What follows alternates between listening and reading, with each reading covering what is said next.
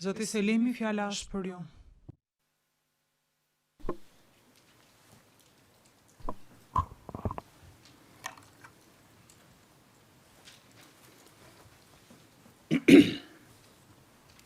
I nderuar grup gjykues, nderuar kryetar, të nderuar të pranishëm, lejoni t'i përshëndes familjen dhe miqtë e mi lart në galeri, si dhe gjithë qytetarët e Republikës Kosovës. Është hera e tretë, edhe shpresoj të jetë e fundit, që unë marr fjalën në këtë sallë gjyqi. Kanë kaluar më shumë se 5 vite nga fillimi i këtij procesi gjyqësor. Këto 5 vite nuk kanë qenë të lehta për ne, po as të parëndësishme për historinë e vendit tim. Megjithatë, le të shërbej gjithë kjo si një mundësi dhe shans i mirë për drejtësinë. Pas gjithë këtyre viteve, ka edhe një element pozitiv. Shpresoj se trupi gjykues ta ketë pasur kohën e mjaftueshme për ta kuptuar se lufta jonë ishte e drejtë dhe se pretendimet e prokurorisë nuk qëndrojnë. Në fjalën time në këtë sallë në prill të vitit 2023, kur ky proces sapo kishte filluar, thash se po përballesha me një akt akuzë të pabazuar. Sot pas gjithë këtij rrugtimi, rrjedha e procesit më ka dhënë të drejtë. Akuzat ndaj nesh janë tërësisht të pabazuara dhe të padrejta. Unë nuk jam ngritur sot këtu ta mbroj veten time, sepse këtë gjë din më së miri dhe kanë bërë avokatët e mi. Nuk jam këtu as për t'ju treguar ju për drejtësinë, sepse ju dini më mirë se çdo kush atë. Unë sot jam këtu për t'u kërkuar nga ju që pikërisht ta ushtroni atë drejtësinë. Edhe pse kanë kaluar gati 3 vite nga fillimi i këtij procesi, prokuroria ka vazhduar të mbështetet në pretendime që nuk kanë bazë dhe të vërtetën dhe në një përpjekje të vazhdueshme për të njëllosur një luftë që në thelb ishte çlirimtare.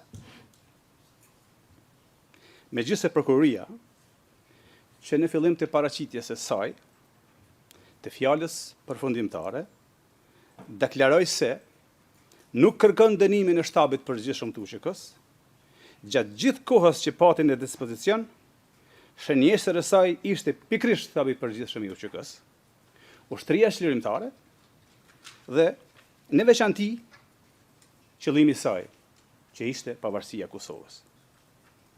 Madje krijoi përshtypje sikur vetë pavarësia po trajtohej si një qëllim i përbashkët kriminal.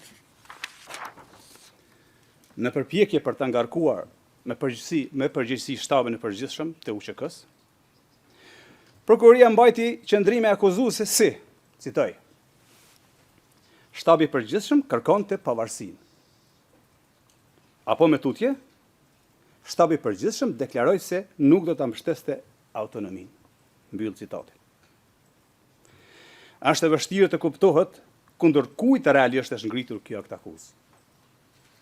Kundër nesh me pretendime për veprime konkrete, apo kundër nesh sepse luftuam për pavarësinë e Kosovës. Kjo mbetet për të vlerësuar nga ju i nderuar trup gjykues. Po aq problematike është përpjekja e prokurorisë për ta ndarë shoqërinë e Kosovës në dysh. Në ata që ishin për pavarësi dhe në ata që ishin për autonomi. Sikur të donte që me çdo kusht të krijonte përçarje mes qytetarëve të Republikës Kosovës. Për ta ilustruar këtë, po perifrazoj atë që prokuroria deklaroi në paraqitjen e provave javën e kaluar. Citoj: Shtabi i përgjithshëm kërkonte pavarësinë e Kosovës, partitë politike që mbështesin autonominë konsideroheshin tradhtare. Të nderuar, në Kosovë nuk ka pasur kurrë asnjë parti politike shqiptare që ishte kundër pavarësisë. Dhe rrjedhimisht asnjë që mbështeste ndonjë autonominë në Serbi. Të gjitha partitë politike shqiptare ishin për pavarësinë, ashtu siç ishte edhe vetë qëllimi i ushtrisë çlirimtare të Kosovës. Ta paraqesesh mbështetjen për pavarësi si kërkesë radikale dhe autonominë si moderne, është një sulm jo vetëm ndaj historisë Kosovës, por edhe ndaj të ardhmes së saj. Sikur prokuroria përpiqet të na ndajnë e shqiptarëve mes veti dhe ta barazojë UÇK-n me krimet e Serbisë. Askush nuk mund ta bëjë asnjëherë e as tjetrën. Lufta qërimtare nuk mund të barazohet me shtesin vrasës të Serbisë. Ta barazosh rezistencën e një populli të shtypur me një plan kriminal do të thotë ta vendosësh në të njëjtin nivel rezistencën e të shtypurit me projektin e shtypësit. Ky barazim nuk është vetëm i pasakt, po thellësisht i padrejtë. Të përpiqesh të ndërhysh me qëllim në ndryshimin e fakteve historike përmes akuzave me pretendime të shtrëmbuara, është thjesht të përpiqesh ta rishkruash historinë. E historia e Kosovës nuk mund të rishkruhet, aq më tepër në një sallë gjyqi. Historinë e Kosovës e kanë shkruar me çmimin e sakrificës qytetarët e saj, luftëtarët e lirisë dhe dëshmorët e atë dheut. Kur Serbia dhe Miloševiqi vrisnin moshatarët e mi, helmonin nxënës dhe student, i largonin prindërit tanë nga puna, mbyllin shkolla e spitale, në ndiqnin për të na vrarë dhe zbatonin spastrim etnik e gjenocid, çfarë duhet bënim ne? Të mos reagonim? Serbia kur nuk e fshehu qëllimin e saj ndaj shqiptarëve. Në këtë sallë gjyqi, dëgjuam dëshminë e generalit Clark, i cili gjatë një takimi që kishte pasur me kasapën e Ballkanit, aja kishte deklaruar hapur qëllimet e tij për shqiptarët. Ne edhe gjithë opinioni që e përcillte atë dëshmi dëgjuam generalin e NATO-s, teksa tha, citoj: Miloševiqi më tha se e dim se si të sillemi me shqiptarët. Duhet vrarë të gjithë.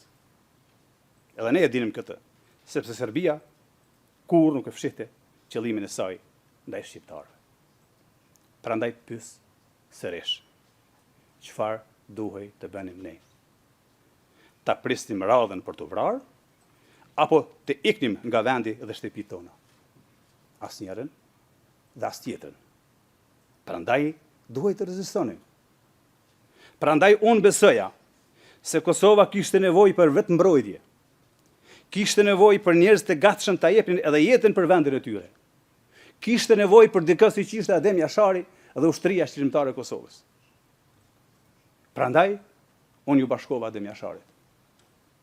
Ushtria shqiptare e Kosovës nuk u krijuan nga dëshira, por nga nevoja.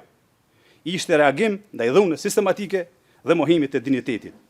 Nuk ishte aventurë, ishte mbijetesë. Të nderuar, unë isha pjesë e një ushtrie vullnetare. 100% vullnetare. E përbërë nga civil, mësues, student, bujq, punëtor, prindër. Njerëz që u detyruan t'i marrin armet sepse nuk kishin rrugë tjetër. Në një pjesë të parashtrimeve të saj, prokuroria në mënyrë të çuditshme dhe në formë akuze, me cilësën si njëri person i afërt me Adem Jasharin dhe si organizator që gëzon të respekt. Nuk është e qartë nëse kjo është menduar si akuzë apo si vlerësim. Për mua, të qenit bashkëluftari Adem Jasharit është nderi më i madh që mund ta kisha. Po ashtu konsideroj edhe nder, edhe cilësimin si një nga themeluesit kryesorë të UÇK-s. Nëse këto cilësime shndrohen e akuza, atëherë problemi nuk qëndron te unë, por tek ata që i trajtojnë nderin dhe përgjegjësinë historike si faj. Po, kam mbartur armë. Armat për ne ishin mbijetesë. Shumë nga bashkëluftarët e mi kanë vdekur duke siguruar ato. Ne kërkuam ndihmë dhe armë edhe nga vendet mike, përfshirë edhe Shtetet e Bashkuara të Amerikës, gjë që është trajtuar edhe në këtë sallë. UÇK-ja nuk kishte qëllim tjetër përveç lirisë. Nuk kishte plane për të sulmuar civil apo kundërshtar politik. Ushtria shqiptare e Kosovës nuk ishte parti politike. ishte ushtriq lirimtare. Madje, edhe nëse lufta në Kosovë nuk të ndalej në qershor të vitit 1999 dhe do të vazhdonte deri në ditën e sotme, unë ende do të isha ushtarja dheutin. Kuptohet, nëse nuk do të isha vrarë deri më tani, për çka gjasat ishin reale.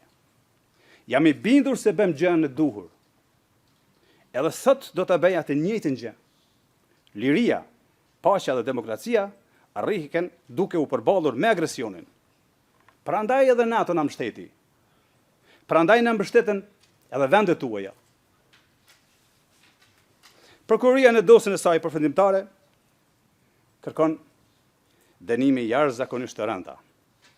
Aq të gjata saqë në thelb synojnë të na ndalojnë përgjithmonë kthimin në vendin tonë. Koha sigur do të kthehem në Kosovë tash tutje varet nga vendimi juaj. Por prokuroria duhet ta kish kuptuar se kur do që të kthehem, unë do të kthehem në Kosovën e lirë. Në Kosovën për të cilën jam krenar, që i kam dalë Zot, në kohën më të duhur dhe për lirinë e secilës kam qenë dhe mbetem i gatshëm ta jap edhe jetën sa herë që do të kërkohej nga unë. Në respekt të secilit për jush në këtë sallë, besoj se po të ishin vendet tuaj në rrethonat e njëjta me ato që ka përjetuar Kosova, do të vepronit njësoj. Jam i bindur se dhe ju do të luftonit për njerëzit dhe vendet tuaja. Ashtu siç kanë bërë paraardhësit tuaj, para se vendet tuaja të bëheshin të lira e demokratike. Gjatë luftës ndodhin shumë gjëra. Ka kaos, frikë, veprime individuale dhe dhimbje të akumuluar nga vitet e të tëra me shtypje. Lufta gjithmonë le pasoja dhe viktimat e saj. Pikërisht, këto viktima kanë nevojë për drejtësi të mbështetur mbi të vërtetën. Sepse drejtësia që nuk mbështetet në të vërtetën i lëndon viktimat për herë të dytë dhe shkatron vetë qëllimin e saj. Pas gjithë asaj që dëgjuam nga palët gjatë këtyre viteve, kërkesa ime është e thjeshtë. Që vendimi të mbështetet vetëm në ato që është provuar, jo në ato që është sugjeruar. Në fakte, e jo në hamendje. Në ligje, e jo në përshtypje. Jam besim plot se drejtësia dhe vetëm drejtësia do të na kthej na dhe neve që jemi këtu të akuzuar. Në fund, dëshiroj t'i falenderoj ekipet tona të mbrojtjes dhe në veçanti ekipin tim të udhëhequr nga Jeffrey Roberts për angazhimin profesional në mbrojtjen time, në mbrojtje të së drejtës dhe mbi të gjitha në mbrojtje të luftës sonë të drejtë. Por mbi të gjitha, i falenderoj bashkëqytetarët tanë që besojnë në pafajësinë tonë. Mbështetja tyre ka bërë që prangat që më kanë rënduar të mos i ndjej si barr. Veçanërisht kur ato prangat tani më nuk i rëndojnë Kosovës, ashtu siç kanë rënduar gjatë gjithë kohës sa ishte në nënpushtimin e egër të Serbisë. Thuhet se njerëzit që bëjnë diçka të mirë për atë dhëvën e tyre janë njerëz me fat. Duket se unë jam njëri prej tyre. Faleminderit. Thank you, Mr. Salim. Faleminderit zoti Selimi. Zoti Krasniqi, tani është fjala për ju.